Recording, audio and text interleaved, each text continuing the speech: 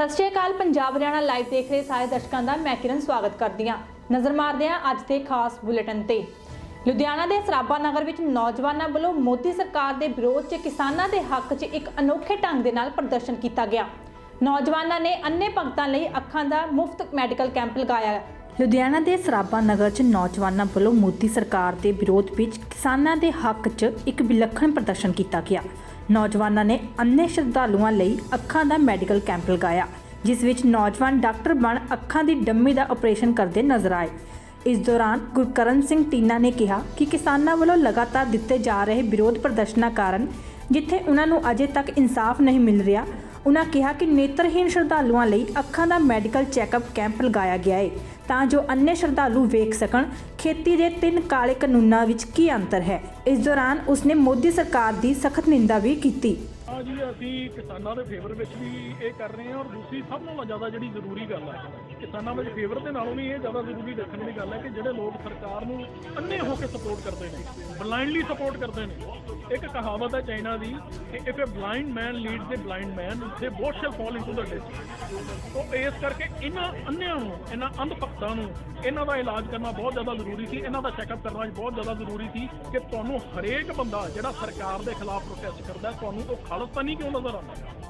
और ਜਿਹੜੇ लोग बेचारे 170 तो उपर मर गए इस प्रोटेस्ट के ਤੁਹਾਨੂੰ ਉਹ ਵੀ ਖਾਲਿਸਤਾਨੀ ਨਜ਼ਰ ਆ ਰਹੇ ਨੇ। ਤੁਹਾਨੂੰ ਪੰਜਾਬ ਦੇ ਲੋਕ ਤਾਂ ਚਲੋ ਖਾਲਿਸਤਾਨੀ ਨਜ਼ਰ ਆਉਂਦੇ ਵੀ ਸੀ, ਤੁਹਾਨੂੰ ਹਰਿਆਣੇ ਦੇ ਵੀ ਖਾਲਿਸਤਾਨੀ ਨਜ਼ਰ ਆਉਣ ਲੱਗੇ, ਤੁਹਾਨੂੰ ਯੂਪੀ ਵਾਲੇ ਵੀ ਖਾਲਿਸਤਾਨੀ ਨਜ਼ਰ ਆਉਣ ਲੱਗੇ, ਤੁਹਾਨੂੰ ਰਾਜਸਥਾਨ ਵਾਲੇ ਵੀ ਖਾਲਿਸਤਾਨੀ ਨਜ਼ਰ ਆਉਣ ਲੱਗੇ। ਸਿਰਫ ਇੱਕ ਕੰਗਰਾਨਾ ਨੌਤ ਹੀ ਰਹਿ ਗਈ ਇਸ ਦੇਸ਼ ਦੇ ਵਿੱਚ ਨੈਸ਼ਨਲਿਸਟ, ਬਾਕੀ ਸਾਰੇ ਖਾਲਿਸਤਾਨੀ ਹੋ ਗਏ।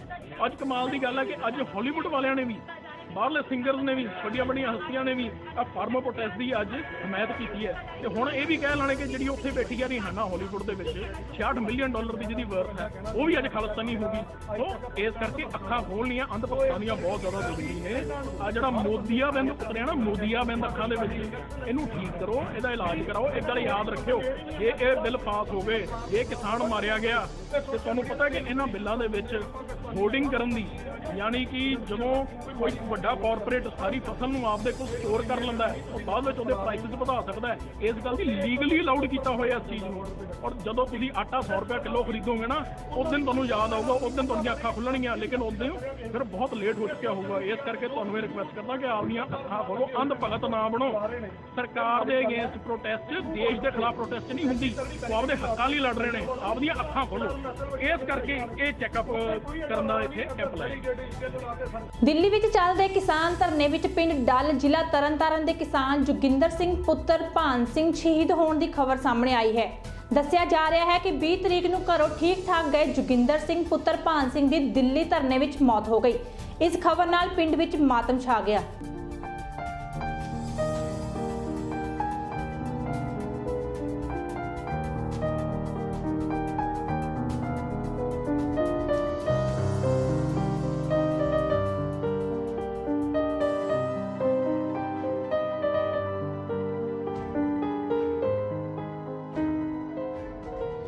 सरहदी पिंड डल जिला तरनतारन के रहन वाले जोगिंदर सिंह पुत्र भान सिंह उम्र करीब 60 साल की दिल्ली धरने विच शहीद हो जाने का समाचार प्राप्त होया है। दिल्ली विच चल रहे किसान धरने विच 20 तरीक नूं घरों गए सरदार जोगिंदर सिंह पुत्र भान सिंह की मौत हो गई।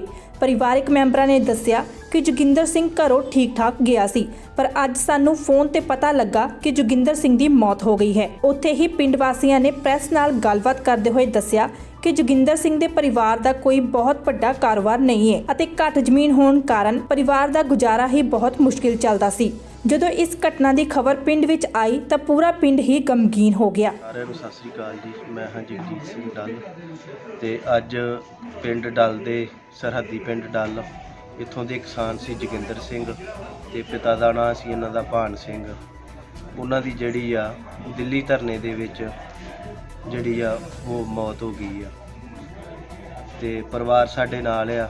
ਇਹਨਾਂ ਦੇ ਨਾਲ ਅਸੀਂ ਗੱਲਬਾਤ ਕਰਾਂਗੇ ਕਿ ਕਿਸ ਤਰ੍ਹਾਂ ਜਿਹੜੀ ਆ ਉਹਨਾਂ ਦੀ ਡੈਥ ਹੋਈ, ਪਰਿਵਾਰ ਦੇ ਵਿੱਚ ਕੌਣ ਕੌਣ ਆ। ਪਰਿਵਾਰ ਦੇ ਕੁਝ ਅਸੀਂ ਗੱਲਬਾਤ ਵੀ ਕੀਤੀ, ਉਹਨਾਂ ਦੱਸਿਆ ਕਿ ਪਰਿਵਾਰ ਵੀ ਜਿਹੜਾ ਗੁਜ਼ਾਰੇ ਵਾਲਾ ਹੀ ਆ, ਬਹੁਤਾ ਜਿਹੜਾ ਤਕੜਾ ਪਰਿਵਾਰ ਨਹੀਂ ਹੈਗਾ, ਬਹੁਤੀ ਜ਼ਿਆਦਾ ਜ਼ਮੀਨ ਜਿਹੜੀ ਕਿ ਇਹਨਾਂ ਦੀ ਨਹੀਂ ਹੈਗੀ।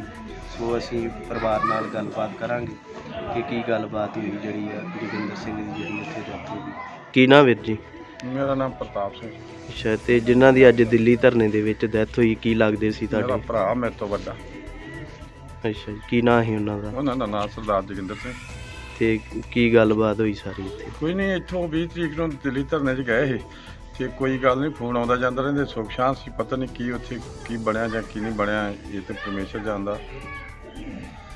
ਤੇ ਤੁਹਾਨੂੰ ਕਿਸ ਤਰ੍ਹਾਂ ਪਤਾ ਲੱਗਾ? ਸਾਨੂੰ ਤੇ ਫਿਰ ਫੋਨ ਆਉਣ ਤੇ ਪਤਾ ਲੱਗਾ ਵੀ ਇਹ ਆਹ ਗੱਲ ਹੋ ਗਈ ਆ, ਨਿਊਜ਼ 'ਚ ਉਹਦੀ ਡੈਥ ਹੋ ਗਈ ਉੱਥੇ। ਪਰਿਵਾਰ ਦੇ ਵਿੱਚ ਕਿੰਨੇ ਜੀ ਆ? ਸਾਡੇ ਅਸੀਂ ਤੇ 3 ਭਰਾ ਤੇ ਤਿੰਨੇ ਭਰਾਵਾਂ ਦੇ ਵੱਖੋ ਵੱਖ ਗਾਂ ਪਰਿਵਾਰ ਆ। ਉਹਦੇ ਵੀ 2 ਬੱਚੇ ਆ, 2 ਗੁੱਡੀਆਂ ਸੀ, ਇੱਕ ਬੱਚਾ ਜੇ ਵਿਆਹੁਣ ਵਾਲਾ, ਸ਼ਾਦੀ ਹੋਣ ਵਾਲੀ ਆ। ਕੀ ਨਾਂ ਵੀਰ ਜੀ? ਅਜੀਤ ਸਿੰਘ। ਅੱਛਾ ਜੀ, ਤੇ ਕੀ ਗੱਲਬਾਤ ਹੋਈ ਅੱਜ? ਗੱਲਬਾਤ ਇਹ ਹੈ ਵੀ 20 ਤਰੀਕ ਨੂੰ ਸਾਡੇ ਪਿੰਡੋਂ ਤੋਂ ਜਹਾ ਗਿਆ ਅੱਛਾ ਜੀ। ਤੇ ਕਿਸਾਨ ਸੰਘਰਸ਼ ਕਮੇਟੀ ਦੇ ਨਾਲ ਗਏ ਅੱਛਾ ਪੰਨੂ ਦੀ ਪਾਰਟੀ ਨਾਲ, ਤੇ 24 ਤਰੀਕ ਨੂੰ ਅਸੀਂ ਗਏ ਆ ਤੇ 26 ਤਰੀਕ ਨੂੰ ਉੱਥੇ ਰਹੇ ਅਸੀਂ। ਬਾਕੀ ਅਸੀਂ 28 ਤਰੀਕ ਨੂੰ ਇਹਨੂੰ ਮਿਲੇ ਆ ਤੇ ਠੀਕ ਠਾਕ ਆ। 29 ਤਰੀਕ ਨੂੰ ਅਥਰੂ ਗੈਸ ਜੋ ਛੱਡੇ ਨਾ, ਉਹਦੇ ਵਿੱਚ ਇਹਨਾਂ ਨੂੰ ਫੰਕਸ਼ਨ ਹੋ ਗਈ ਆ ਤੇ ਦਵਾਈ ਬੂਟੇ ਉੱਥੇ ਕਰਵਾ ਰਹੇ ਆ। ਬਾਕੀ ਅੱਜ ਦਿਨੇ ਫੋਨ ਆਇਆ ਵੀ ਯਾਰ ਰਾਤੀ ਗੱਲ ਹੋ ਗਈ ਆ। ਤੇ ਪਰਿਵਾਰ ਦਾ ਜਿਹੜਾ ਪਰਿਵਾਰ ਦਾ ਬਹੁਤ ਮੰਦਾ ਹਾਲ ਆ ਤੇ ਐਡਾ ਤਕੜਾ ਪਰਿਵਾਰ ਨਹੀਂਗਾ, 2-3 ਕਿੱਲੇ ਪੜੀ ਆ ਤੇ ਆਪਣਾ ਗੁਜ਼ਾਰਾ ਹੀ ਚੱਲਦਾ, ਕੋਈ ਵੱਡਾ ਕਾਰੋਬਾਰ ਨਹੀਂਗਾ। ਮੋਗਾ 'ਚ ਚੋਣ ਮੁਹਿੰਮ ਦੀ ਸਮੱਗਰੀ ਵੇਚਣ ਵਾਲਿਆਂ ਦੀ ਬਹੁਤ ਜ਼ਿਆਦਾ ਵਿਕਰੀ ਹੋਈ। ਇੱਥੇ ਤੁਹਾਨੂੰ ਦੱਸ ਦਈਏ ਕਿ ਮੋਗਾ 'ਚ ਇੱਕ ਦੁਕਾਨਦਾਰ ਇੱਦਾਂ ਦਾ ਹੈ ਜਿਸ ਨੇ ਕਿਸਾਨੀ ਸੰਘਰਸ਼ ਦੇ ਮੱਦੇਨਜ਼ਰ ਵਿਕਣ ਵਾਲੇ ਸਮਾਨ 'ਚ ਭਾਜਪਾ ਦੇ ਪ੍ਰਚਾਰ ਲਈ ਕੋਈ ਵੀ ਸਮੱਗਰੀ ਨਹੀਂ ਰੱਖੀ। ਮੋਗਾ 'ਚ ਚੋਣ ਮੁਹਿੰਮ ਦੀ ਸਮੱਗਰੀ ਵੇਚਣ ਵਾਲਿਆਂ ਦੀ ਬਹੁਤ ਜ਼ਿਆਦਾ ਵਿਕਰੀ ਹੋਈ, ਪਰ ਤੁਹਾਨੂੰ ਦੱਸ ਦਈਏ ਕਿ ਇੱਕ ਦੁਕਾਨਦਾਰ ਇੱਦਾਂ ਦਾ ਹੈ ਜਿਸ ਨੇ ਕਿਸਾਨੀ ਸੰਘਰਸ਼ ਦੇ ਮੱਦੇਨਜ਼ਰ ਵਿਕਣ ਵਾਲੇ ਸਮਾਨ ਵਿੱਚ ਭਾਜਪਾ ਦੇ ਪ੍ਰਚਾਰ ਲਈ ਕੋਈ ਵੀ ਸਮੱਗਰੀ ਨਹੀਂ ਰੱਖੀ। ਉਸ ਦਾ ਕਹਿਣਾ ਹੈ ਕਿ ਹਰ ਵਰਗ ਕਿਸਾਨਾਂ ਦੇ ਨਾਲ ਹੈ। ਭਾਜਪਾ ਸਰਕਾਰ ਨੇ ਜੋ ਕਾਲੇ ਕਾਨੂੰਨ ਬਣਾਏ ਹਨ ਉਹ ਬਿਲਕੁਲ ਗਲਤ ਨੇ। ਕਿਸਾਨ ਸਰਦੀਆਂ ਵਿੱਚ ਵੀ ਸੜਕਾਂ ਤੇ ਹੈ, ਪਰ ਇਸ ਦੇ ਮੱਦੇਨਜ਼ਰ ਸਰਕਾਰ ਤੇ ਇਸ ਦਾ ਕੋਈ ਵੀ ਅਸਰ ਨਹੀਂ ਹੋਇਆ। ਦੁਕਾਨਦਾਰ ਨੇ ਕਿਹਾ ਕਿ ਮੈਂ ਆਪਣੀ ਚੋਣ ਪ੍ਰਚਾਰ ਸਮੱਗਰੀ 'ਚ ਭਾਜਪਾ ਦਾ ਕੋਈ ਵੀ ਚੁਣਾਵ ਪ੍ਰਚਾਰ ਸਮੱਗਰੀ ਜਿਵੇਂ ਕਿ ਭਾਜਪਾ ਦੇ ਝੰਡੇ, ਬੈਨਰ ਅਤੇ ਲੋਗੋ ਨਹੀਂ ਲਗਾਇਆ, ਕਿਉਂਕਿ ਮੈਂ ਕਿਸਾਨਾਂ ਦਾ ਸਮਰਥਨ ਕਰਦਾ ਹਾਂ ਅਤੇ ਕਿਸਾਨਾਂ ਦੇ ਨਾਲ ਹਾਂ। अपनी कांग्रेस पार्टी के झंडे पूरी समग्री अपने को जी ते निर्दलीय पार्टी है ते अपना सारी पार्टियां ਦਾ ਸਮਾਨ ਰੱਖਦੀ ਜੀ ਆਪਾਂ।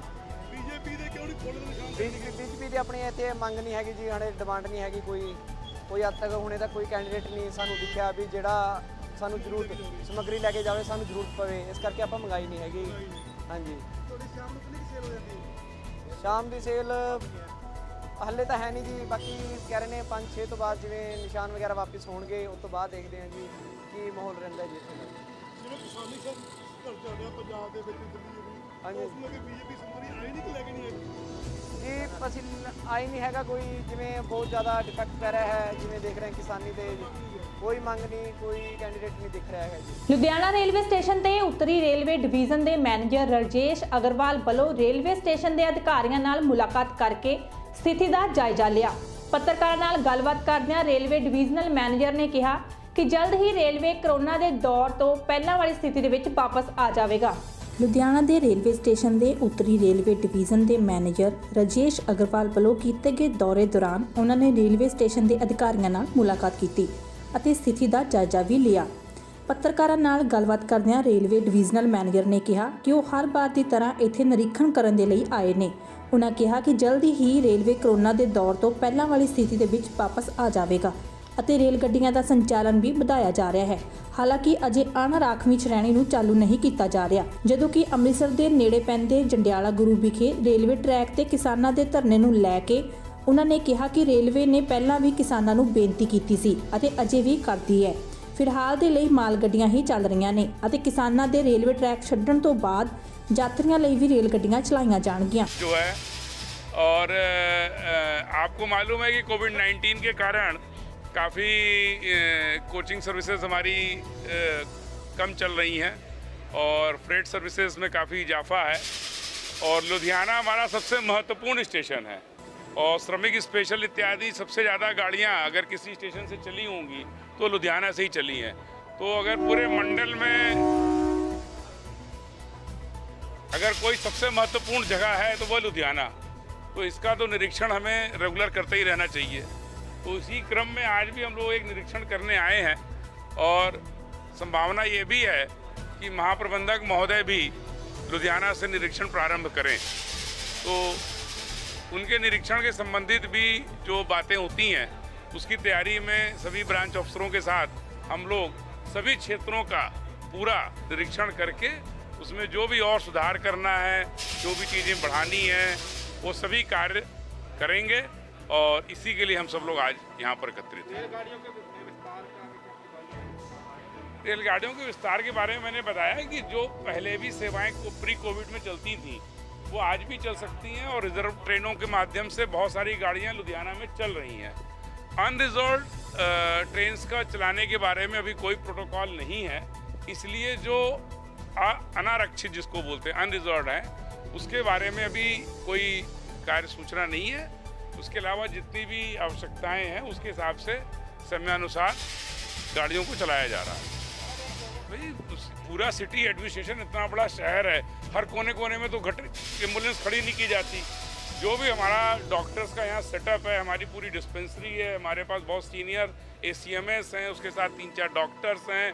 हम उनको तुरंत प्लेटफॉर्म पर अटेंड करके जो फर्स्ट एड देने का काम है वो हम करते हैं और यदि उनको उससे ज़्यादा सीरियस चाहिए तो उनको तुरंत ही सूचना के आधार पर और प्राथमिकता के आधार पर सिविल हॉस्पिटल्स से हमारा लाइजन है, हम उसमें उनको भर्ती कराते हैं।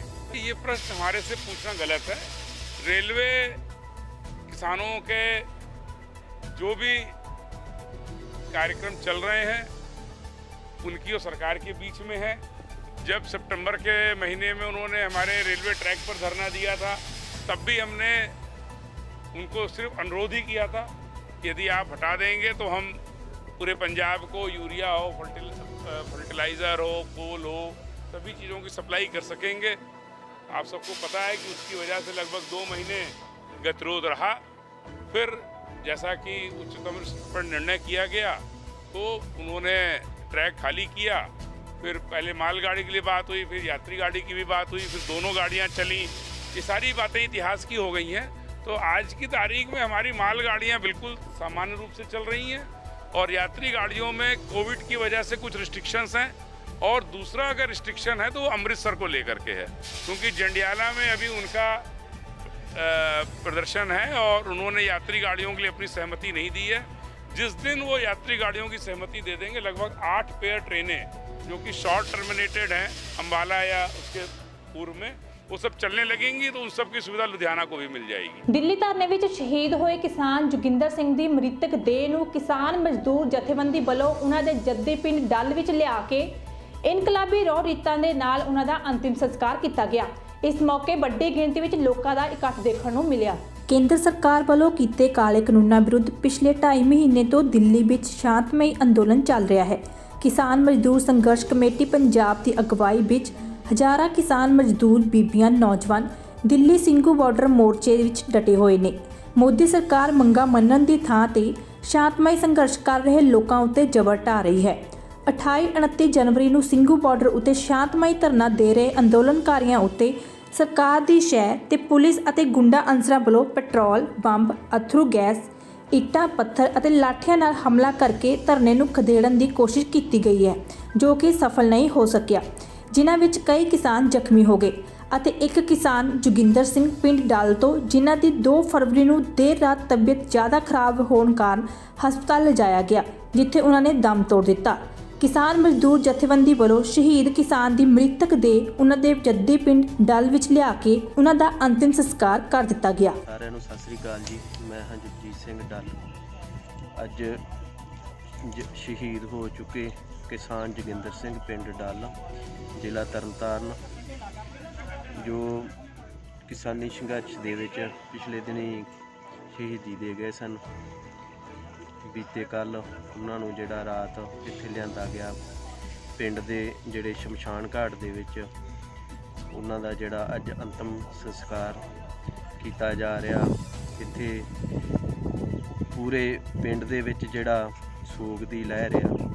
ਇਸ ਤੋਂ ਇਲਾਵਾ ਜਿਹੜੇ ਇੱਥੇ ਪੂਰੇ ਪਿੰਡ ਜਿਹੜਾ ਹਰ ਘਰ ਦੇ ਵਿੱਚੋਂ ਲਗਭਗ ਸਾਰੇ ਹੀ ਪਰਿਵਾਰ ਇੱਥੇ ਉਹਨਾਂ ਦੇ ਜਿਹੜੇ ਅੰਤਮ ਸੰਸਕਾਰ ਦੇ ਵਿੱਚ ਪਹੁੰਚੇ ਹੋਏ ਆ। ਇਸ ਤੋਂ ਇਲਾਵਾ ਜਿਹੜੀਆਂ ਕਿਸਾਨ ਜਥੇਬੰਦੀਆਂ ਅਤੇ ਹੋਰ ਕਿਸਾਨ ਅਤੇ ਮਜ਼ਦੂਰ ਜਥੇਬੰਦੀਆਂ ਵੀ ਇੱਥੇ ਪਹੁੰਚੀਆਂ ਹੋਈਆਂ, ਉਹਨਾਂ ਨਾਲ ਵੀ ਅਸੀਂ ਗੱਲਬਾਤ ਕਰਾਂਗੇ। ਤੇ ਪਰਿਵਾਰ ਦੇ ਵਿੱਚ ਜਿਹੜਾ ਬੜਾ ਦੁੱਖ ਦਾ ਮਾਹੌਲ ਹੈ, ਪਰਿਵਾਰਕ ਮੈਂਬਰਾਂ ਨਾਲ ਵੀ ਗੱਲਬਾਤ ਕਰਾਂਗੇ। ਤੇ ਸਾਡੇ ਨਾਲ ਕਿਸਾਨ ਆਗੂ ਵੀ ਮੌਜੂਦ ਆ, ਅਸੀਂ ਉਹਨਾਂ ਨਾਲ ਵੀ ਗੱਲਬਾਤ ਕਰਦੇ ਹਾਂ। ਪਰਿਵਾਰ ਦੇ ਕੁਝ ਮੈਂਬਰ ਵੀ ਮੌਜੂਦ ਆ, ਉਹਨਾਂ ਨਾਲ ਵੀ ਗੱਲਬਾਤ ਕਰਦੇ ਹਾਂ। ਇਹ ਜੀ ਵੇਖੋ, ਆਪ ਸਾਰਿਆਂ ਨੂੰ ਪਤਾ ਵਾ ਵਰਲਡ ਦੇ ਵਿੱਚ ਇਹ ਗੱਲ ਗਈ ਆ ਕਿ ਜਿਹੜੀ ਸਾਡੇ ਡੈਮੋਕ੍ਰੇਸੀ ਦੇ ਵਿੱਚ ਅਸੀਂ ਜੀ ਰਹੇ ਹਾਂ ਤੇ ਡਿਕਟੇਟਰਸ਼ਿਪ ਜਿਹੜੀ ਸਾਡੀ ਸਰਕਾਰ ਨੇ ਕੀਤਾ ਤੇ ਦਿੱਲੀ ਬਾਰਡਰਾਂ ਤੇ ਬੈਠੇ ਪਿਛਲੇ ਕਰੀਬ 2.5 ਮਹੀਨਿਆਂ ਤੋਂ ਅੰਦੋਲਨ ਚੱਲ ਰਿਹਾ ਸੀ। ਇਹ ਸਰਦਾਰ ਜੋਗਿੰਦਰ ਸਿੰਘ ਹੁਣੀ ਇਹ ਆਪਣਾ ਸੰਘਰਸ਼ ਕਮੇਟੀ ਦੇ ਵਿੱਚ ਉੱਥੇ ਸੰਘਰਸ਼ ਕਰਨ ਗਏ ਸੀ ਦਿੱਲੀ, ਤੇ ਉਸੇ ਦੌਰਾਨ ਹੀ ਇਹਨਾਂ ਦੀ ਮੌਤ ਹੋਈ ਆ। ਤੇ ਜਿਹੜਾ ਪਿੱਛੇ 26 ਜਨਵਰੀ ਨੂੰ ਜਦੋਂ ਉੱਥੇ ਗਏ ਸੀ ਰਿੰਗ ਰੋਡ ਵੱਲ ਨੂੰ, ਉੱਥੇ ਜਦੋਂ ਅਥਰੂ ਗੈਸ ਸੁੱਟੇ ਗਏ ਸੀ ਤੇ ਉਦੋਂ ਦਾ ਹੀ ਥੋੜਾ ਬੜਾ ਇਹਨੂੰ ਨਾ ਮਹਿਸੂਸ ਹੋਣ ਲੱਗ ਪਿਆ ਸੀ, ਕਿਉਂਕਿ ਉਹਦਾ ਧੂੰਆਂ ਵੀ ਜਿਹੜਾ ਡਾਕਟਰਾਂ ਦੇ ਮੁਤਾਬਕ ਇਹ ਵਾ ਕਿ ਮਾੜਾ ਹੁੰਦਾ ਵਾ, ਤੇ ਉਦੋਂ ਹੀ ਥੋੜਾ ਇਹ ਢਿੱਲਾ ਹੋਣ ਲੱਗ ਪਿਆ। ਤੇ ਹੁਣ ਇਹ ਜਿੱਦਾਂ ਰਾਤ ਉੱਠਿਆ ਸੀ, ਉੱਠ ਕੇ ਡਿੱਗਾ ਵਾ ਤੇ ਡਿੱਗਦਿਆਂ ਸਾਰੀ ਉਦੋਂ ਦੀ ਮੌਤ ਹੋ ਗਈ। ਉੱਥੋਂ ਵਲੰਟੀਅਰ ਨੇ ਦੱਸਿਆ ਤੇ ਚਲੋ ਜੋ ਵੇਖਣ ਨੂੰ ਲੱਗਦਾ ਉਹਨਾਂ ਕਿਹਾ ਨਾ ਦਾਰੂ ਪੀਤੀ, ਫਿਰ ਪਿੰਡ ਵਾਲੇ ਕਹਿੰਦੇ ਵੀ ਨਹੀਂ ਦਾਰੂ ਤਾਂ ਪੀਂਦਾ ਹੀ ਨਹੀਂ। ਫਿਰ ਇਹਨਾਂ ਨੇ ਮੁੜ ਕੇ ਜਦੋਂ ਜਾ ਕੇ ਫੜਿਆ, ਐਂਬੂਲੈਂਸ ਤੇ ਲੈ ਕੇ ਗਏ ਤੇ ਡਾਕਟਰ ਨੇ ਕਹਿਤਾ ਜੀ ਇਹਦਾ ਅੱਧਾ ਪੌਣਾ ਘੰਟਾ ਹੋ ਗਿਆ ਮੌਤ ਹੋਈ ਨੂੰ, ਤੇ ਉਦੋਂ ਹੁਣ ਇਹਦਾ ਇੱਥੇ ਸੰਸਕਾਰ ਹੋਇਆ ਜੀ। ਇਸ ਤੋਂ ਇਲਾਵਾ ਪਰਿਵਾਰ ਦਾ ਜਿਹੜਾ ਕਿਸ ਤਰ੍ਹਾਂ ਦਾ ਗੁਜ਼ਾਰਾ? ਪਰਿਵਾਰ ਦਾ ਗੁਜ਼ਾਰਾ ਤਾਂ ਵੇਖੋ ਜੀ, ਮੈਂ ਇਹ ਗੱਲ ਹਮੇਸ਼ਾ ਕਹਿਣਾ ਹੁੰਦਾ ਵਾਂ, ਇਹ ਸਾਰਿਆਂ ਤੇ ਸਾਡੇ ਸਰਹੱਦੀ ਖੇਤਰ ਤੇ ਲਾਗੂ ਹੁੰਦੀ ਆ। ਅਸੀਂ ਦੇਸ਼ ਦੀ ਵੰਡ ਵਿੱਚ ਕੁਰਬਾਨੀਆਂ ਦਿੱਤੀਆਂ, ਦੇਸ਼ ਦੀ ਜੰਗਾਂ 2 ਲੱਗੀਆਂ ਪਰ ਸਾਡੇ ਲਈ 7-8 ਲੱਗ ਗਈਆਂ। ਕਾਰਗਲ ਦੀ 10-12 ਕਿਲੋਮੀਟਰ ਪਿੱਛੇ ਜਿਹੜਾ ਹੁਣ ਖਾਲੀ ਕਰਾਇਆ, ਅਸੀਂ ਇਹਦੀਆਂ ਮਾਰਾਂ ਸਹਿੰਦੇ ਆਉਂਦੇ ਹਾਂ। ਸਰਕਾਰਾਂ ਵੀ ਸਾਨੂੰ ਦੱਬੀ ਆਈਆਂ। ਸੋ ਇਸ ਪਰਿਵਾਰ ਦਾ ਕੋਈ ਬਹੁਤੇ ਜ਼ਿਆਦਾ ਵਧੀਆ ਹਾਲਾਤ ਨਹੀਂ ਸੀ, ਘਰੇ ਕੋਈ ਸਰਕਾਰੀ ਨੌਕਰੀ ਵੀ ਨਹੀਂ ਹੈਗੀ। ਕਰਜ਼ਾ ਵੀ ਇਹਨਾਂ ਦਾ ਜਿਹੜਾ ਵਾ ਕਰੀਬ ਮੈਨੂੰ ਪਤਾ ਲੱਗਾ ਵਾ ਤਕਰੀਬਨ ਕੋਈ 6.5 ਲੱਖ ਹੈਗਾ ਵਾ। ਤੇ ਸਰਕਾਰ ਤੋਂ ਤੁਸੀਂ ਕੀ ਮੰਗ ਕਰਦੇ? ਸਰਕਾਰਾਂ ਤੋਂ ਤਾਂ ਚਲੋ ਮੰਗ ਕਰਦੇ ਆ ਜੀ, ਵੇਖੋ ਇੱਕ ਤਾਂ ਇਹਨਾਂ ਦੇ ਪਰਿਵਾਰ ਦੇ ਵਿੱਚ ਨੌਕਰੀ ਮਿਲਣੀ ਚਾਹੀਦੀ ਆ, ਕਿਉਂਕਿ ਘਰ ਦਾ ਮੁਖੀ ਆ, ਇੱਕ ਬੱਚਾ ਛੋਟਾ ਵਿਆਹੁਣ ਵਾਲਾ ਵਾ ਤੇ ਘਰ ਦਾ ਮੁਖੀ ਤੁਰ ਗਿਆ, ਘਰ ਇਸ ਵਕਤ ਇੱਕ ਰੁੜਨ ਦੇ ਕਿਨਾਰੇ ਆ ਗਿਆ। ਕਿਉਂਕਿ ਬੱਚਿਆਂ ਜਦੋਂ ਘਰ ਦਾ ਮੁਖੀ ਤੁਰ ਜੇ, ਤੁਸੀਂ ਸਿਆਣੇ ਹੋ, ਘਰ ਦੇ ਹਾਲਾਤ ਕਿਸ ਤਰ੍ਹਾਂ ਦੇ ਹੁੰਦੇ ਆ। ਸੋ ਮੈਂ ਆਪਣੀ ਗਵਰਨਮੈਂਟ ਪੰਜਾਬ ਸਰਕਾਰ ਅੱਗੇ ਅਪੀਲ ਕਰੂੰਗਾ, ਕੈਪਟਨ ਸਾਹਿਬ ਅੱਗੇ ਤੁਹਾਡੇ ਮੀਡੀਆ ਦੇ ਰਾਹੀਂ, ਕਿ ਇਸ ਸਾਡੇ ਸ਼ਹੀਦ ਹੋਏ ਕਿਸਾਨ ਨੂੰ ਸਰਦਾਰ ਜੋਗਿੰਦਰ ਸਿੰਘ ਦੇ ਪਰਿਵਾਰ ਨੂੰ ਇੱਕ ਸਰਕਾਰੀ ਨੌਕਰੀ ਦਿੱਤੀ ਜਾਵੇ ਤੇ 20 ਲੱਖ ਰੁਪਈਆ ਘੱਟੋ ਘੱਟ। ਗਵਰਨਮੈਂਟ ਅੱਗੇ ਕੋਈ ਇਹ ਵੱਡੀਆਂ ਗੱਲਾਂ ਨਹੀਂ ਹੈਗੀਆਂ। ਜਿੱਦਾਂ ਅਸੀਂ ਬਾਰਡਰਾਂ ਤੇ ਸਾਡੇ ਸ਼ਹੀਦ ਹੋਏ ਨੇ, ਉਹਨਾਂ ਨੂੰ ਅਸੀਂ ਆਪਣਾ ਸੁੱਖ ਸਹੂਲਤਾਂ ਦਿੰਦੇ ਆ। ਸੋ ਇਸ ਪਰਿਵਾਰ ਦੀ ਜਿਹੜੀ ਆ ਸੁੱਖ ਸਹੂਲਤ ਦਿੱਤੀ ਜਾਵੇ। ਮੇਰਾ ਭਾਣਜਾ ਬਿਲਕੁਲ ਜਿਹੜੇ ਹਾਲਾਤ ਕਰਦੇ ਬਿਲਕੁਲ ਡਾਉਣ ਦੀ ਜਿਹੜੀ ਗੱਲ ਸਾਡੇ ਕੋਲ। ਇਹ ਸਾਡੇ ਪਿੰਡ ਦੇ ਸੀ, ਇਹ ਕਿਸਾਨ ਆਗੂ ਨੇ, ਇਹ 20 ਤਰੀਕ ਨੂੰ ਜਥਾ ਗਿਆ ਸੀ ਦਿੱਲੀ 26 ਆਪਣਾ ਜਨਵਰੀ ਮਨਾਉਣ ਵਾਸਤੇ, ਤੇ ਉੱਥੇ ਉਦੋਂ ਅਥਰੂ ਗੈਸ ਸੁੱਟੇ ਗਏ ਜਿਹੜੇ ਦਿੱਲੀ ਪੁਲਿਸ ਵੱਲੋਂ। ਉਹਨਾਂ ਦਾ ਕਾਰਨ ਉਦੋਂ ਦੀ ਮਤਲਬ ਇਹਨਾਂ ਦੇ ਜਿਸ ਤਰ੍ਹਾਂ ਕੋਈ ਸਰੀਰ ਦੇ ਵਿੱਚ ਫਾਲਟ ਪੈ ਗਿਆ ਉਸ ਗੈਸ ਦੇ ਨਾਲ, ਤੇ ਇਹ ਉਦੋਂ ਮਤਲਬ ਅਚਾਨਕ ਹੀ ਪਹਿਲਾਂ ਦੇ ਦਵਾਈ ਥੋੜ੍ਹੀ ਬਹੁਤੀ ਮਤਲਬ ਖਾਂਦੇ ਰਹੇ ਉਹਦੇ ਕਾਰਨ, ਤੇ ਅਚਾਨਕ ਹੀ ਇਹਨਾਂ ਨੂੰ ਫਿਰ ਅਟੈਕ ਹੋ ਗਿਆ ਜਾਂ ਕਿਸ ਤਰ੍ਹਾਂ ਗਿਆ। ਇਹਨਾਂ ਦੇ ਆਰਥਿਕ ਹਾਲਾਤ ਬਹੁਤ ਮਤਲਬ ਪਰਿਵਾਰ ਦੇ ਮਾੜੇ ਨੇ, ਤੇ ਜਿੰਨੀ ਜ਼ਮੀਨ ਹੈ ਕੰਡਿਆਲੀ ਤਾਰ ਤੋਂ ਪਾਰ ਆ।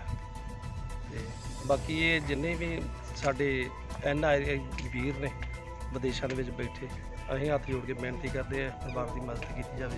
ਸਰਕਾਰ ਪੱਖੋਂ ਵੀ ਮਦਦ ਕਰਨ ਦੇ ਅਸੀਂ ਅਪੀਲ ਕਰਦੇ ਹਾਂ ਕਿ ਕੋਈ ਇਹਨਾਂ ਨੂੰ ਨੌਕਰੀ। ਇਹਨਾਂ ਦੇ ਕੋਈ ਜੋਗਿੰਦਰ ਸਿੰਘ ਕਿਸਾਨ ਜੋ ਸ਼ਹੀਦ ਹੋਏ ਆ, ਕੋਈ ਸਿਰ ਤੇ ਇਹਨਾਂ ਦੇ ਕਰਜ਼ਾ ਵੀ ਹੈਗਾ ਸੀ? ਕਰਜ਼ਾ ਵੀ ਹੈਗਾ ਜੀ, 6.5-7 ਲੱਖ ਦੇ ਕਰੀਬ ਹੈਗਾ। ਤੇ ਬਾਕੀ ਇੱਕ ਲੜਕਾ ਵਿਆਹੁਣ ਵਾਲਾ ਤੇ ਛੋਟਾ ਇੱਕ ਵਿਆਹ, ਤੇ ਹਾਲਾਤ ਬਹੁਤ ਬਿਹਤਰ ਨੇ। ਤੇ ਵੇਖੋ ਜੀ, ਆਪਣਾ ਭਾਰਤ ਜਿਹੜਾ ਆਪਣਾ ਦੇਸ਼ ਆ, ਇੱਕ ਲੋਕਤੰਤਰ ਦੇਸ਼ ਆ, ਇਹਦੇ ਵਿੱਚ ਲੋਕਾਂ ਨੂੰ ਆਪਣੀ ਗੱਲ ਕਹਿਣ ਦਾ ਹੱਕ ਆ। ਸਾਡੇ ਸੰਵਿਧਾਨ ਦੇ ਵਿੱਚ ਵੀ ਮਿਲਿਆ ਸਾਨੂੰ ਜਮਹੂਰੀ ਹੱਕ ਵੀ ਜਦੋਂ ਵੀ ਕਿਤੇ ਲੋਕ ਦੁਖੀ ਹੁੰਦੇ ਆਪਣਾ ਧਰਨਾ ਮੁਜ਼ਾਹਰਾ ਪ੍ਰੋਟੈਸਟ ਕਰ ਸਕਦੇ ਆ। ਪਰ ਇਹ ਜਿਹੜੀ ਮੋਦੀ ਸਰਕਾਰ ਆ, ਇਹਨੇ ਲੋਕਤੰਤਰੀ ਹੱਕ ਖੋ ਕੇ, ਲੋਕਾਂ ਦਾ ਜਮਹੂਰੀ ਹੱਕ ਖੋ ਕੇ ਸਾਰਾ ਕੁਝ ਡੰਡੇ ਨਾਲ ਰਾਜ ਕਰਨਾ ਚਾਹੁੰਦੀ ਆ, ਤਾਨਾਸ਼ਾਹੀ ਰਵੱਈਆ ਬਣਾ ਰਹੀ ਆ। ਇਹ ਜਿਹੜੇ 3 ਕਾਲੇ ਕਾਨੂੰਨ ਲਾਗੂ ਕੀਤੇ ਆ, ਇਹਦੇ ਵਿਰੁੱਧ ਪੂਰਾ ਦੇਸ਼ ਇਕਜੁੱਟ ਹੋ ਕੇ ਦਿੱਲੀ ਦੀਆਂ ਬਰੂਹਾਂ ਤੇ ਖੜਾ ਮੋਰਚਾ ਲਾ ਕੇ ਧਰਨਾ ਲਾ ਕੇ ਮੰਗ ਕਰ ਰਿਹਾ ਵੀ ਕਾਲੇ ਕਾਨੂੰਨ ਰੱਦ ਕੀਤੇ ਜਾਣ। ਪਰ ਮੋਦੀ ਸਰਕਾਰ ਜਿਹੜੀ ਆ, ਉਹ ਕਿਸਾਨਾਂ ਮਜ਼ਦੂਰਾਂ ਦੀ ਮੌਤ ਦਾ ਤਮਾਸ਼ਾ ਵੇਖ ਰਹੀ ਆ। ਦਿੱਲੀ ਤੋਂ ਰੋਜ਼ਾਨਾ ਹੀ 1-2 ਸਰੀਰ ਜਿਹੜੇ ਆ ਉਹ ਲਾਸ਼ਾਂ ਦੇ ਰੂਪ ਦੇ ਵਿੱਚ ਪਿੰਡਾਂ ਨੂੰ, ਪੰਜਾਬ 'ਚ, ਹਰਿਆਣੇ ਨੂੰ ਜਾ ਰਹੇ ਆ। ਪਰ ਮੋਦੀ ਸਰਕਾਰ ਮੂਕ ਦਰਸ਼ਕ ਬਣ ਕੇ ਸਾਰਾ ਮੌਤ ਦਾ, ਕਿਸਾਨਾਂ ਮਜ਼ਦੂਰਾਂ ਦੀ ਮੌਤ ਦਾ ਤਮਾਸ਼ਾ ਵੇਖ ਰਹੀ। ਅੱਜ ਜੋ ਇੱਥੇ ਪਿੰਡ ਡੱਲ ਦੇ ਵਿੱਚ ਕੱਲ ਕਿਸਾਨ ਜੋਗਿੰਦਰ ਸਿੰਘ ਦੀ ਉੱਥੇ ਸ਼ਹੀਦੀ ਹੋਈ ਆ, ਇਹ ਵੀ ਜਿਹੜੀ ਆ 27-28 ਤਰੀਕ ਨੂੰ ਮੋਦੀ ਸਰਕਾਰ ਦੇ ਇਸ਼ਾਰੇ ਤੇ ਪੁਲਿਸ ਵੱਲੋਂ, ਗੁੰਡਾ ਅਨਸਰਾਂ ਵੱਲੋਂ ਜੋ ਹੰਝੂ ਗੈਸ ਦੇ ਗੋਲੇ, ਪੱਥਰਬਾਜ਼ੀ, ਇੱਟਾਂ ਚਲਾਈਆਂ ਗਈਆਂ, ਲਾਠੀਆਂ ਚਲਾਈਆਂ ਗਈਆਂ, ਉਹਦੇ ਕਾਰਨ ਜੋ ਇਹਨਾਂ ਦੇ ਸਰੀਰ ਦੇ ਵਿੱਚ ਨੁਕਸ ਪਿਆ ਵਾ। ਉੱਥੇ ਵੀ ਇਲਾਜ ਕਰਾਇਆ ਨਿੱਜੀ ਹਸਪਤਾਲ ਦੇ ਵਿੱਚ, ਤੇ ਉੱਥੇ ਹੀ ਇਲਾਜ ਦੌਰਾਨ ਇਹਨਾਂ ਦੀ ਜਿਹੜੀ ਆ ਉਹ ਸ਼ਹੀਦੀ ਹੋਈ। ਅੱਜ ਲੈ ਕੇ ਇਹਨਾਂ ਦੇ ਇੱਥੇ ਪਿੰਡ ਡੱਲ ਦੇ ਵਿੱਚ ਪੁੱਜੇ ਹਜ਼ਾਰਾਂ ਦੀ ਗਿਣਤੀ ਵਿੱਚ ਕਿਸਾਨ ਮਜ਼ਦੂਰ, ਬੀਬੀਆਂ ਭੈਣਾਂ ਆਈਆਂ ਵਾ, ਨਗਰ ਨਿਵਾਸੀ, ਇਲਾਕਾ ਨਿਵਾਸੀ ਆਏ ਆ। ਅੱਜ ਇਨਕਲਾਬੀ ਰਹੁ ਰੀਤਾਂ ਦੇ ਨਾਲ ਇਹਨਾਂ ਨੂੰ ਸਦੀਵੀ ਵਿਦਾਇਗੀ ਦਿੱਤੀ ਗਈ, ਅੰਤਮ ਵਿਦਾਇਗੀ ਦਿੱਤੀ ਗਈ ਆ। ਜਥੇਬੰਦੀ ਦਾ ਯੋਧਾ ਸੀਗਾ, ਸ਼ਹੀਦ ਹੋਇਆ ਵਾ। ਜਥੇਬੰਦੀ ਸ਼ਹੀਦਾਂ ਤੇ ਸਾਨੂੰ ਸਦਾ ਮਾਣ ਆ। ਮੋਦੀ ਸਰਕਾਰ ਜਿੰਨੀਆਂ ਵੀ ਸਾਡੀਆਂ ਸ਼ਹੀਦੀਆਂ ਲੈਣੀਆਂ ਚਾਹੁੰਦੀ ਆ, ਕੁਰਬਾਨੀਆਂ ਲੈਣੀਆਂ ਚਾਹੁੰਦੀ ਆ, ਬਿਲਕੁਲ ਲੋਕ ਤਿਆਰ ਆ। ਪਰ ਇਹ ਜਿਹੜੀਆਂ ਇਹੋ ਜਿਹੀਆਂ ਤਾਨਾਸ਼ਾਹੀ ਨੀਤੀਆਂ ਵਾ, ਇਹ ਸਹਿ ਨਹੀਂ ਕੀਤੀਆਂ ਜਾਣਗੀਆਂ। ਮੋਰਚਾ ਲਗਾਤਾਰ ਦਿੱਲੀ ਦੇ ਸਿੰਘੂ ਬਾਰਡਰ ਤੇ ਪਹਿਲਾਂ ਵੀ ਜਾਰੀ ਸੀ, ਅੱਜ ਵੀ ਜਾਰੀ ਆ ਤੇ ਜਾਰੀ ਰਹੂਗਾ। ਕਾਲੇ ਕਾਨੂੰਨ ਰੱਦ ਕਰਾਉਣ ਤੱਕ ਇਹ ਲੜਾਈ ਜਾਰੀ ਰਹੂਗੀ। ਜੰਗ ਜਿੱਤ ਕੇ ਘਰਾਂ ਨੂੰ ਮੁੜਾਂਗੇ, ਉਹਦੇ ਵਾਸਤੇ ਭਾਵੇਂ ਸਾਨੂੰ ਜਿੰਨੀਆਂ ਵੀ ਕੁਰਬਾਨੀਆਂ ਦੇਣੀਆਂ ਪਈਆਂ ਦੇਣ ਲਈ ਤਿਆਰ ਆ। ਇਸ ਪਰਿਵਾਰ ਨੂੰ ਤੁਹਾਡੀ ਸੰਘਰਸ਼ ਕਮੇਟੀ ਵੱਲੋਂ ਕੀ ਸਹਾਇਤਾ ਦਿੱਤੀ ਜਾ ਰਹੀ ਹੈ? ਇਹ ਵੇਖੋ ਜੀ, ਸਾਡਾ ਜਥੇਬੰਦੀ ਦਾ ਸਾਥੀ ਸੀਗਾ ਸਾਡਾ। ਅਸੀਂ ਸਰਕਾਰ ਨੂੰ ਪਹਿਲਾਂ ਵੀ ਜਿੰਨੇ ਸ਼ਹੀਦ ਹੋਏ ਆ ਸਾਡੇ ਜਥੇਬੰਦੀ ਦੇ ਵਿੱਚ, ਹੁਣ ਪੰਜਾਬ ਸਰਕਾਰ ਵੱਲੋਂ ਐਲਾਨ ਵੀ ਕੀਤਾ ਗਿਆ ਵਾ, 5 ਲੱਖ ਰੁਪਈਆ ਦੇ ਰਹੇ ਆ। ਉਹਨਾਂ ਵੱਲੋਂ ਐਲਾਨ ਆ ਵੀ ਜਿੰਨੇ ਦਿੱਲੀ ਮੋਰਚੇ ਸ਼ਹੀਦ ਹੋ ਰਹੇ ਆ, ਇੱਕ ਪਰਿਵਾਰ ਦੇ ਇੱਕ ਜੀ ਨੂੰ ਸਰਕਾਰੀ ਨੌਕਰੀ ਦਾ ਐਲਾਨ ਕੀਤਾ। ਉਹ ਅਸੀਂ ਸਰਕਾਰ ਨੂੰ ਕਹਿ ਕੇ ਜ਼ਰੂਰ ਇਹ ਪਰਿਵਾਰ ਦੀ ਜਿਹੜੀ ਮਾਸਿਕ ਸਹਾਇਤਾ ਜਿੰਨੀ ਵੀ ਹੋ ਸਕੀ, ਕੇਂਦਰ ਸਰਕਾਰ ਨੂੰ ਵੀ ਕਹਿ ਸਕਦੇ ਆ ਵੀ ਕੇਂਦਰ ਸਰਕਾਰ ਨੂੰ ਵੀ ਕਿਹਾ ਵੀ ਜਿੰਨੀਆਂ ਸ਼ਹੀਦੀਆਂ ਹੋਈਆਂ ਤੇਰਾ ਕਰਕੇ ਹੋਈਆਂ ਵਾ, ਤੁਹਾਡੀਆਂ ਨੀਤੀਆਂ ਦਾ ਕਰਕੇ ਹੋਈਆਂ ਵਾ, ਉਹਦੇ ਵੱਲੋਂ ਵੀ ਪੂਰਾ ਜ਼ੋਰ ਲਾਵਾਂਗੇ ਵੀ ਕੇਂਦਰ ਸਰਕਾਰ ਵੱਲੋਂ ਵੀ ਇਹਨਾਂ ਪਰਿਵਾਰਾਂ ਨੂੰ ਸਹਾਇਤਾ ਮਿਲ ਸਕੇ। ਬਾਕੀ ਵੇਖੋ, ਪਰਿਵਾਰ ਅੱਜ ਕਿਸਾਨ ਜਿਹੜਾ ਵਾ ਕਰਜ਼ੇ ਦੇ ਵਿੱਚ ਨਪੀੜਿਆ ਪਿਆ ਵਾ, ਖੁਦਕੁਸ਼ੀਆਂ ਕਰ ਰਿਹਾ ਵਾ। ਸਾਡੀ ਬੇਨਤੀ ਆ ਵੀ ਖੁਦਕੁਸ਼ੀਆਂ ਦਾ ਰਾਹ ਛੱਡੀਏ ਤੇ ਸੰਘਰਸ਼ਾਂ ਦਾ ਰਾਹ ਚੁਣੀਏ। ਸੰਘਰਸ਼ਾਂ ਦੇ ਵਿੱਚ ਸ਼ਹੀਦੀ ਵੀ ਹੋ ਜੂਗੀ, ਕੁਰਬਾਨੀ ਵੀ ਹੋ ਜੂਗੀ, ਉਹ ਜਾਈ ਨਹੀਂ ਜਾਊਗੀ। ਜਿੰਨੀਆਂ ਵੀ ਸ਼ਹੀਦੀਆਂ ਹੋਣਗੀਆਂ ਉਹ ਜ਼ਰੂਰ ਇੱਕ ਦਿਨ ਰੰਗ ਲਿਆਉਣਗੀਆਂ। ਇਹਨਾਂ ਨੀਤੀਆਂ ਨੂੰ ਮੋੜਾ ਪਊਗਾ ਤੇ ਲੋਕ ਜਿੱਤਣਗੇ ਤੇ ਮੋਦੀ ਵਰਗੇ ਤਾਨਾਸ਼ਾਹ ਹਾਰਨਗੇ। ਇਹਦੇ ਨਾਲ ਇੱਕ ਕਹਿਣਾ ਚਾਹੁੰਦੇ ਆ ਵੀ ਲਗਾਤਾਰ ਸਾਡੇ ਉੱਤੇ ਲਗਾਤਾਰ ਠੰਡ ਆ, ਸਰਕਾਰ ਜਿਹੜੀ ਜ਼ਬਰ ਕਰ ਰਹੀ ਆ, ਉਹਦੇ ਵਿੱਚ ਸ਼ਹੀਦੀਆਂ ਹੋ ਰਹੀਆਂ, ਬਿਮਾਰ ਹੋ ਰਹੇ ਆ। ਇਹਨਾਂ ਦੇ ਨਾਲ ਹੀ ਇੱਕ ਕਿਸਾਨ ਸਾਡਾ ਪਿੰਡ ਬਾਲਾਚੱਕ ਤਰਨਤਾਰਨ, ਉਹ ਵੀ ਨਾਲ ਇਹਨਾਂ ਦੇ ਬਿਮਾਰ ਹੋਏ ਆ। ਉਹਨਾਂ ਨੂੰ ਉੱਥੋਂ ਕੋਈ ਇਲਾਜ ਨਹੀਂ, ਕੋਈ ਸਹੂਲਤ ਜਿਹੜੀ ਆ ਮੋਦੀ ਸਰਕਾਰ ਨਹੀਂ ਦੇ ਰਹੀ। ਉਹਨਾਂ ਨੂੰ ਅਸੀਂ ਅੰਮ੍ਰਿਤਸਰ ਲਿਆ ਕੇ ਨਾਲ ਕੱਲ ਅੰਮ੍ਰਿਤਸਰ ਦੇ ਇੱਕ ਨਿੱਜੀ ਹਸਪਤਾਲ ਦੇ ਵਿੱਚ ਦਾਖਲ ਕਰਾਇਆ ਵਾ। ਉਹਨਾਂ ਦਾ ਇਲਾਜ ਵੀ ਉੱਥੇ ਜਿਹੜਾ ਵਾ ਚੱਲ ਰਿਹਾ ਵਾ। ਉਹ ਸਰਕਾਰ, ਮੋਦੀ ਸਰਕਾਰ ਜਿਹੜੀ ਆ ਬਿਲਕੁਲ ਟਸ ਤੋਂ ਮਸ ਨਹੀਂ ਹੋ ਰਹੀ। ਪਰ ਜਿੱਡਾ ਵੱਡਾ ਲੋਕ ਅੰਦੋਲਨ ਬਣ ਚੁੱਕਾ, ਜਨ ਅੰਦੋਲਨ ਬਣ ਚੁੱਕਾ, ਇਹਦੇ ਅੱਗੇ ਮੋਦੀ ਸਰਕਾਰ ਨੂੰ ਗੋਡੇ ਟੇਕਣੇ ਪੈਣਗੇ। ਲੋਕ ਜਿੱਤਣਗੇ ਤੇ ਸਰਕਾਰ ਹਾਰੂਗੀ, ਪੱਕਾ ਯਕੀਨ ਹੈ। ਜੇ ਤੋਂ 20 ਤਰੀਕ ਨੂੰ ਜਥਾ ਗਿਆ ਸੀ ਪਿੰਡ ਡੱਲ ਤੋਂ ਬਾਰਡਰ ਤੇ, ਉੱਥੇ ਅਤਲ ਗੈਸ ਲੱਗਣ ਕਾਰਨ ਉਹਨਾਂ ਦੀ ਬਾਅਦ ਚ ਹੌਲੀ ਹੌਲੀ ਉਹਨਾਂ ਨੂੰ ਕਰਕੇ ਡੈਥ ਹੋ ਗਈ। ਕਿੰਨੀ ਉਮਰ ਸੀ ਉਹਨਾਂ ਦੀ? ਉਹਨਾਂ ਦੀ 65 ਸਾਲ ਦੀ ਲੱਗੀ। ਕੀ ਮੰਗਿਆ ਹੁਣ ਤੁਹਾਡੀ ਸਰਕਾਰ? ਇਹ ਸਰਕਾਰ ਨੂੰ ਕੀ ਕਹਿ ਸਕਦੇ ਵੀ ਉਹ ਇਨਸਾਫ ਰੱਖਿਆ ਜਾਵੇ। ਜਿੰਨੇ ਕਿਸਾਨ ਧਰਨੇ ਦੇ ਬੈਠੇ ਉਹ ਆਪੇ ਕੋਈ ਕਰਨ ਆ ਜਾਣ, ਉਹਨਾਂ ਨਾਲ ਜੋੜ ਦਿੰਦੇ ਆ। ਸੋ ਇਹ ਸਨ ਅੱਜ ਦੀਆਂ ਖਾਸ ਖਬਰਾਂ। ਵਧੇਰੇ ਜਾਣਕਾਰੀ ਦੇ ਲਈ ਸਾਡੇ Facebook page Punjab Haryana live ਨੂੰ ਲਾਈਕ ਕਰਨਾ ਨਾ ਭੁੱਲਣਾ।